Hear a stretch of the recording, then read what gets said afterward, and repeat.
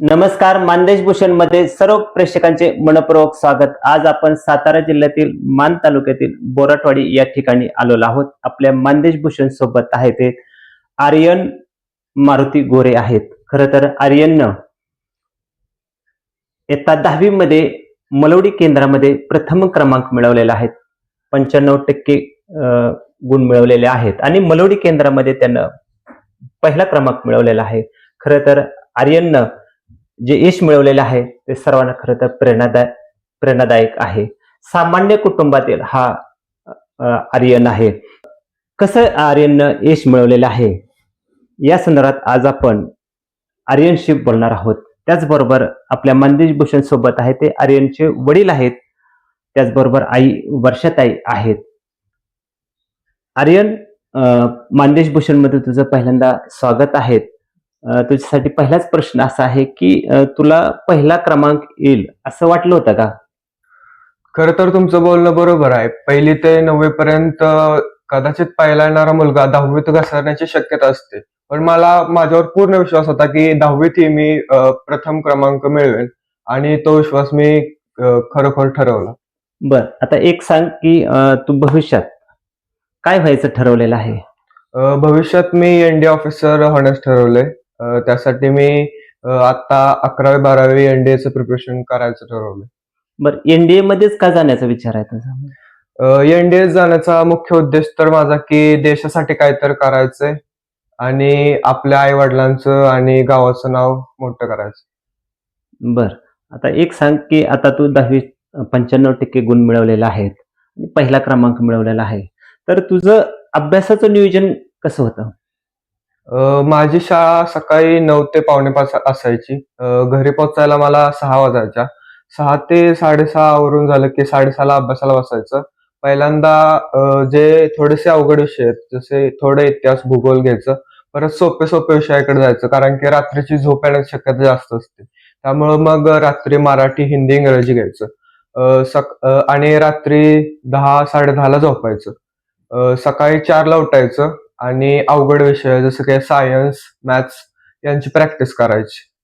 असं माझं दररोजचं नियमित वेळापत्रक असायचं. बर, तुझ्या दृष्टीनं तुला कुठले अवघड विषय वाटत होते? माझ्या दृष्टीनं तसा अवघड विषय तर थोडासा सायन्सच. सायन्स. हां. मग त्याचं नियोजन कसं केलंस म्हणजे तू? मी मागच्या वर्षी ज्या प्रश्नपत्रिका आहेत बोर्डाच्या अ, अ, त्या सतत हाताळल्या सायन्सच्या. त्यामुळे मला मदत झाली की पुढे प्रश्न कसे येतील आणि आपण अभ्यास कसा केला पाहिजे. त्या प्रश्नपत्रिकांनुसार मी सायन्सची तयारी केली. पुस्तकाचं जास्तीत जास्त वाचन केलं. वाचन केलं. हां. बर, काही वेळेला काही मुलं खाजगी क्लास लावतात. असं तू काय क्लास वगैरे लावलेला होता का? नाही, मी अजूनपर्यंत तर कधीच क्लास नाही लावला. जर आपली मनातून जिद्द असेल काहीतरी करून दाखवायची, तर बाहेरून काहीतरी तुम्हाला मोटिवेशन देतील आणि तुम्ही करसाल असं काहीच नाही. आतून तुम्हाला वाटलं पाहिजे काहीतरी करायचं. त्याच्यामुळे रयत शिक्षण संस्थेच्या वेगळ्या स्पर्धा परीक्षा असतात त्या. हं. मग त्या कुठल्या परीक्षा होत्या आणि कसं तू ते यश मिळवलं त्यामध्ये? रयत शिक्षण संस्थेच्या वेगवेगळ्या स्पर्धा परीक्षा आहेत. तर त्यात सगळ्यात मोठं म्हणजे जो वाटा होता तो शाळेतल्या शिक्षकांचा. त्यांनी जास्तीत जास्त ज्यादा तास घेतले, आमचा अभ्यास घेतला. जसं की 8वीचं स्कॉलरशिप, एनएमएमएस, 9वीचं रयत ऑलिम्पियाड अशा ज्या स्पर्धा परीक्षा होत्या. त्यात 8वीत बंडगर सर, बादड सर यांनी भरपूर म्हणजे एकही दिवस न सुट्टी घेता आमची खूप तयारी करून घेतली. शाळेतल्या शिक्षकांचं खूप आम्हाला मार्गदर्शन मिळालं. त्यामुळे आम्ही प्रत्येक स्पर्धा परीक्षा अगदी सहजरित्या पूर्ण करू शकलो. बरं, एक सांग, आता रयत जी वेगवेगळी स्पर्धा परीक्षा घेते त्याच्यात सगळ्यात अवघड आपण म्हणतो का नाही, ती कुठली परीक्षा आहे म्हणजे? रयतची सर्वात अवघड परीक्षा म्हणजे रयत वेगळे आहेत त्यांच्या, रयत टॅलेंट वगैरे असं बरेच काही काय आहे, तर त्याच्यातली सगळ्यात अवघड कुठली होती त्याच्यात? मला तर 7वी आरटीएस वाटते, कारण की त्यात 8वीचं जसं स्कॉलरशिप असतं, मराठी, हिंदी हे विषय असतात. तसं त्यात पण सगळे विषय असून सायन्स, इतिहास, भूगोल, समाज सुधारक असे भरपूर विषय असतात. त्यामुळं त्याचा अभ्यास करायला थोडा अवघड जातं. हं. 7वीची आरटीएस परीक्षा थोडी अवघड आहे. पण त्याच्यातच तुला म्हणजे पुढं त्याचा फायदा झाला ना. हा, त्या परीक्षेत मला अनुभव आला की कसा आपण अभ्यास केला पाहिजे. मग त्यानुसार मग मी पुढे वाटचाल केली आणि 8वी 9वी या स्पर्धा परीक्षा क्रॅक केल्या. बरं. आता एक सांग, रयतचा असा एक प्रकल्प आहे, म्हणजे जी हुशार मुलं आहेत महाराष्ट्रातली आणि ती उन्हाळ्यामध्ये सातारला बोलवले जातात आणि त्यांच्यासाठी 1 महिना शिकवलं जातं. तर अशा ह्याच्यात तुला जाण्याचा योग आलेला आहे का? हा, मी 10वीत गेलेलो. 21 दिवसांचा कॅम्प होता साताऱ्यात उन्हाळी वर्गाचा. त्यात मी आणि माझ्या शाळेतली 2 मुली होत्या. म्हणजे सहभाग मिळालेला आहे म्हणजे. हा, मिळाला. बरं. आता एक सांग, तू आतापर्यंत रयतच्या वेगवेगळ्या स्पर्धा परीक्षा दिलेल्या आहेत. त्याचा तुला आता 10वीला फायदा झालेला आहे आणि भविष्यात पण होणार आहे. हा.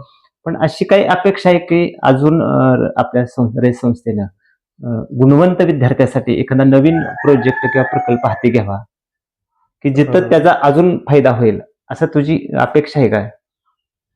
वेगळा आतापर्यंत तू बघितलेलंच आहेत, बरेच टॅलेंट असेल किंवा अजून काय असतील, वेगळे सुरू केलेले आहेत, पण अजून वेगळा असावा असं तुला वाटतं का? 6वीच्या विद्यार्थ्यांसाठी काहीतरी केलं पाहिजे. कारण की आता 7वीला स्कॉलरशिपची परीक्षा आली ना, त्यामुळे 6वीतल्या विद्यार्थ्यांसाठी जर आधी काहीतरी पायाभूत थोडीशी तयारी करून घेतली, काही तसा प्रकल्प केला, तर 7वीत गेल्यानंतर त्यांना त्यांचा पहिलाच चान्स असणार ना. त्यामुळे मग त्यांना थोडीशी मदत होईल असं मला वाटतं.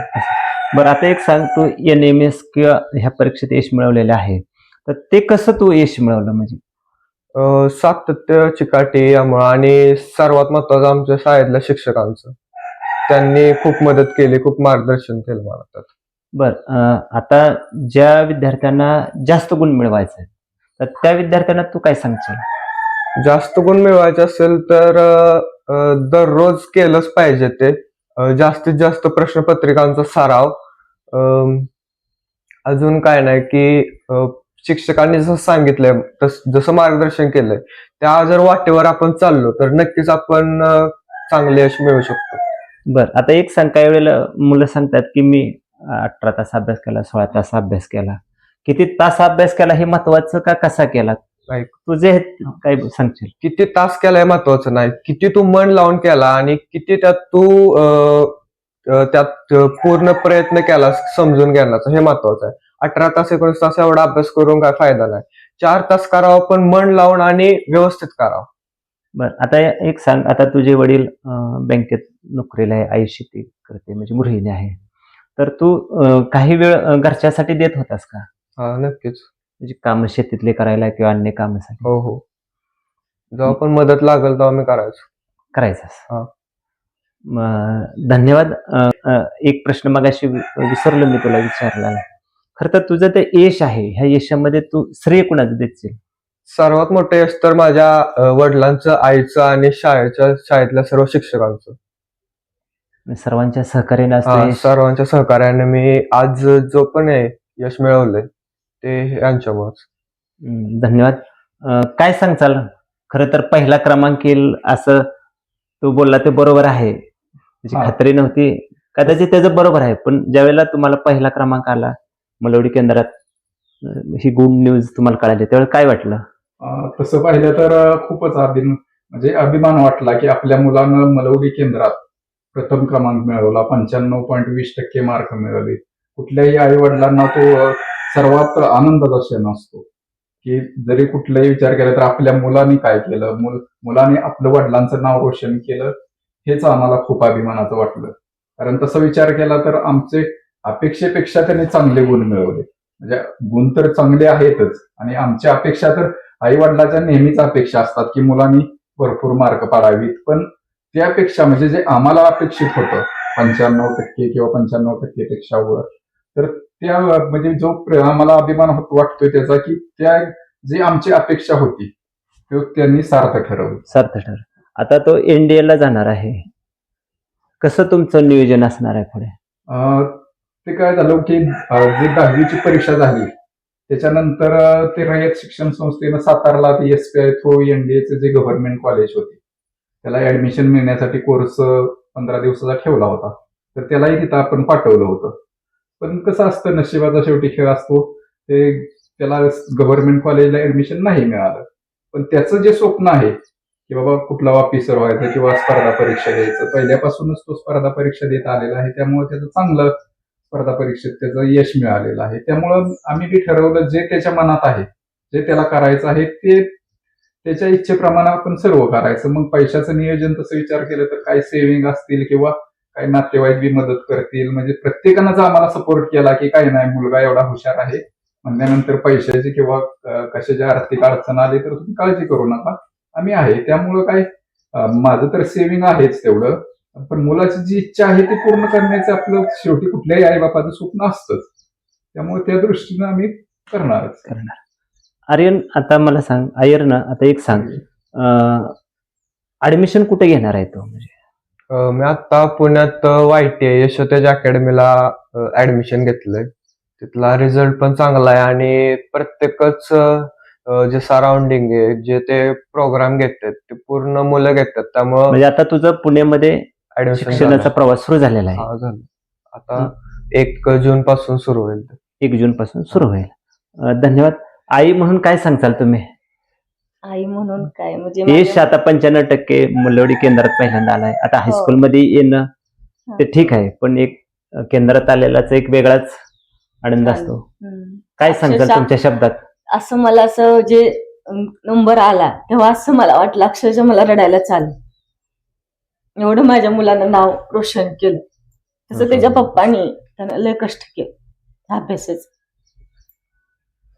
आता पुढे तो प्रवास करतोय, NDA होणार आहे. हो. आता तर खरं तर त्यापेक्षा त्यानं मोठं चॅलेंज स्वीकारलेलं आहे. हो. कारण त्याला माहित आहे की मी आता हे करू शकतो, हम्म. आणि खरं तर आता त्याला त्या दिशेने त्याची वाटचाल आहे. हो आहे की आमचा पूर्ण पाठिंबा असणार त्याच्यासाठी आई म्हणून. आई म्हणून. धन्यवाद. आर्यननं मानदेश भूषणशी बोलताना खरं तर त्याच्या जीवनाचा प्रवास सांगितलेला आहे, पुढं काय होणार आहे तेही सांगितलेलं आहे. त्याचसोबत आईवडिलांनी त्यांना कसं यश मिळवण्यापर्यंत नेलेलं आहे आणि कसं भविष्यात आम्ही त्याच्या बरोबर आहे हेही मानदेश भूषणशी बोलताना सांगितलेलं आहे. सर्वांना मानदेश भूषण परिवारातर्फे मनपूर्वक धन्यवाद.